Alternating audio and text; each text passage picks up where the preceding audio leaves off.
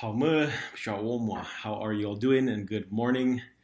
Welcome back to my channel. As you can see, today we are going to be talking about buying and selling, kind of looking at the vocabulary of buying and selling. But to make it a bit more interesting, I'm also going to be talking about grammar. So all the examples that I have, again, as always, come from various dialects.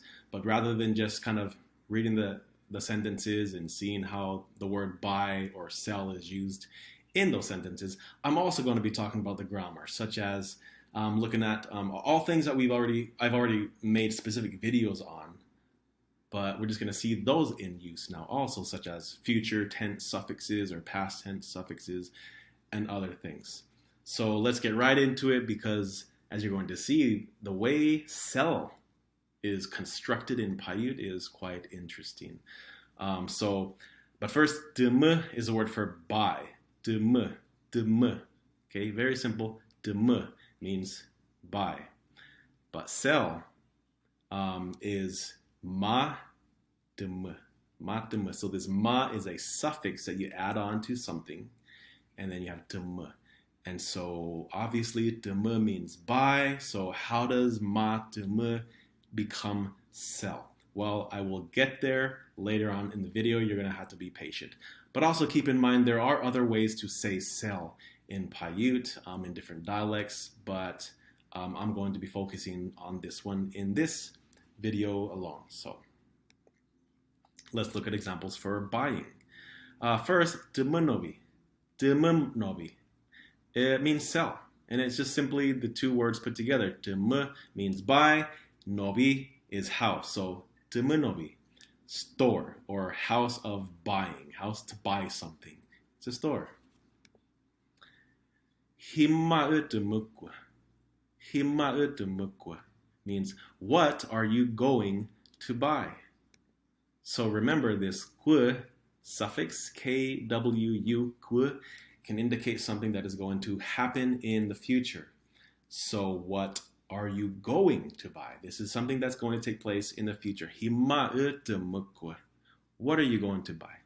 Put that into use when you're talking to somebody. Next question. Uha igatumukwa. Uha igatumukwa. Are you going to buy this? So again, we have that future tense suffix, so we know what's happening in the future. But look at this word, ha. This indicates a question. It indicates that you're asking someone a question. So, uha, you question, I'm going to ask, igatumukwa, are you going to buy this, rather? Very, very simple. This word, this, ika, E-K-A, indicates the direct object of the verb. So there's two different ways of saying the word this. If it's the subject of the sentence, it's ishu, ishu, E-S-O-O, ishu. That is how you say this when it is functioning as the subject of the sentence. But this word here, ika, is the object of buying. You're buying this, whatever this is. And so it becomes this form, E-K-A. So, uha igatumukwa. Are you going to buy this? Now looking into the past. Hima'utumu. Hima'utumu. What did you buy?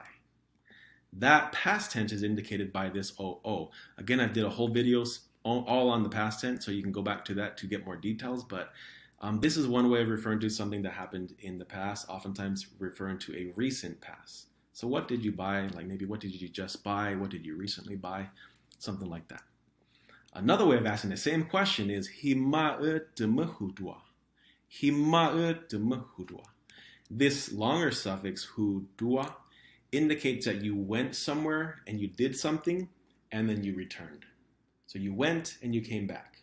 So what did you buy? You know, in this case, kind of literally more elaborately, explicitly means what did you go and buy and come back? But you don't really need to say that in English because, I mean, well, when you're saying this question in Paiute, they know exactly what you mean. But translating it, guess you can translate it that way if you want. But what did you buy seems to suffice. Go sobe de mudwa. Go sobe de mudwa means go and buy matches. So again, we have this same Utua. Notice the H isn't no longer there. And that's just because, it can be there in some dialects and some dialects drop it, but it's fine. They're all mutually intelligible. They all make sense. They all understand each other no matter whether you have the H or not. But this has that same sense of, you're going and you're returning. So go and buy matches and basically come back. I need those matches. So go buy them and bring them back to me. Go sobe temudwa. Usu kanati itemu. Usukanati itemuku means he bought me a belt. So first this ka. This ka is an article that introduces the direct object. Again, what is a direct object? It is what is most directly affected by the verb. The verb is buy. So what did you buy? The direct object answers that question. What did you buy? What did I buy? Nati, which means belt. So it's introducing that direct object, belt. What did you buy? I bought a belt. Usuka nati, he, the belt, I, me, tumuku, he bought me. And so this ku suffix here, right after tumu, bought, this k indicates that he bought it for me. That's what's known as a benefactive or an applicative suffix. It indicates you did something for someone else. So in this case, someone bought me a belt. He bought the belt for me. And again, we have this o, u, referring to that it was something that happened in the past. But check this out.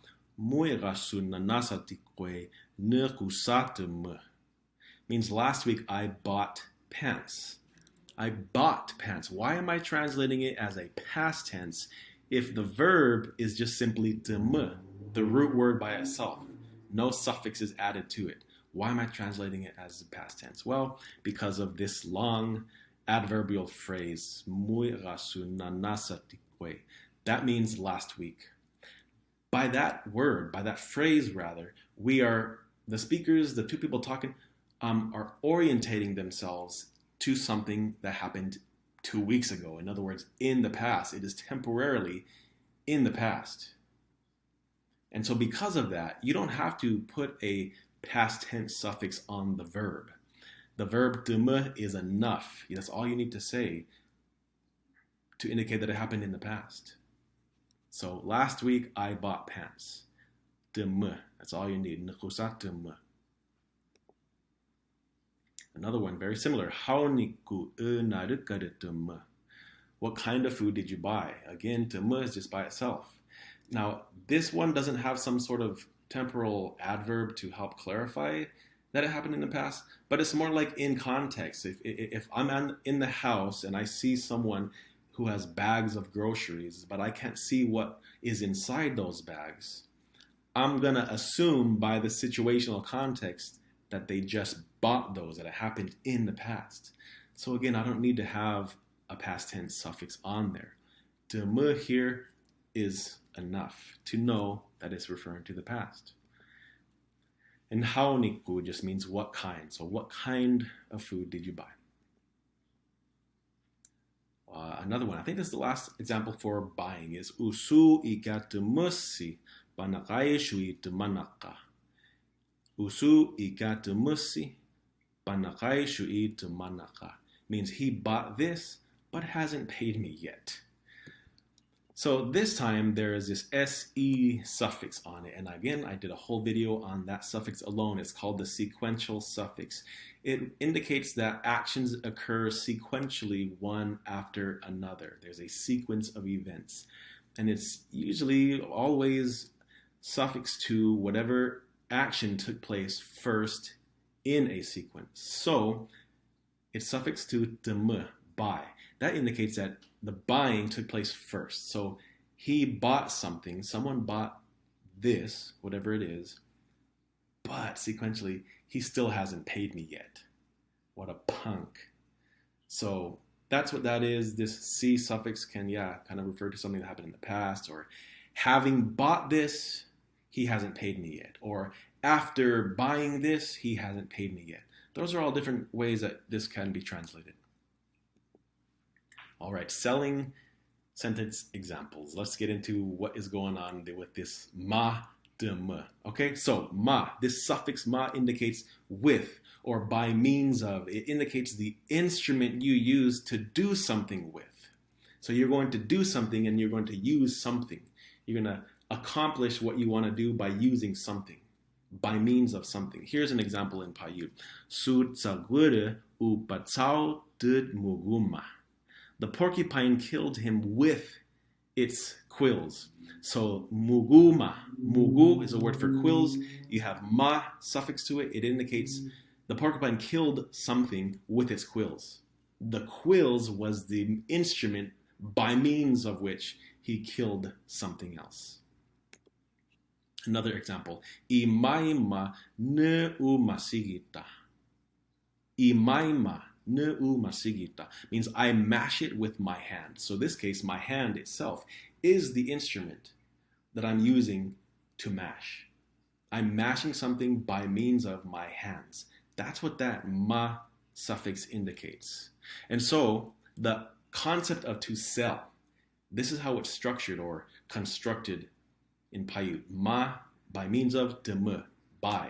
So it's almost like saying you're buying something by means of something else. In other words, that thing that you're selling is your currency. It's almost like your currency. It's almost like you're trading something for something else. You have something and you want something else, whether it's money from somebody else or something else that they have.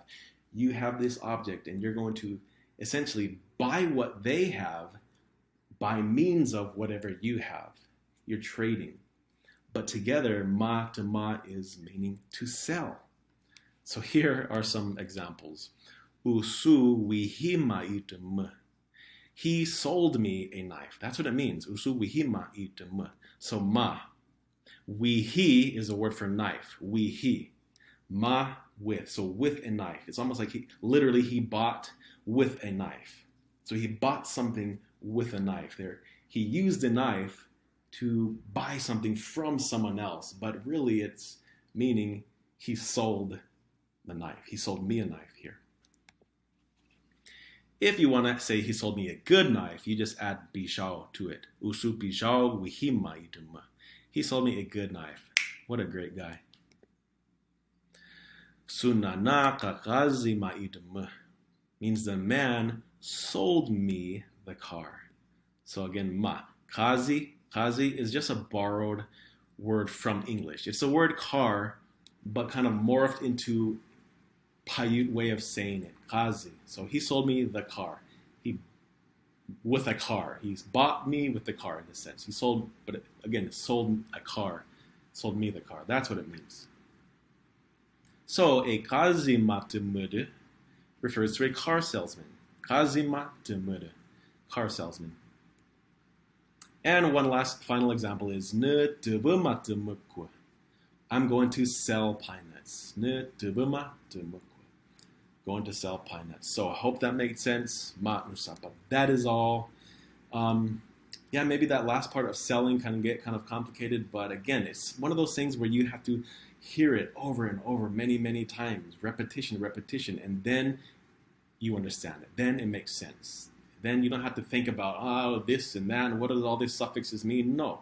All that is just, all of a sudden, it's ingrained in your head. You'll just know what it is in the same way that you currently know English.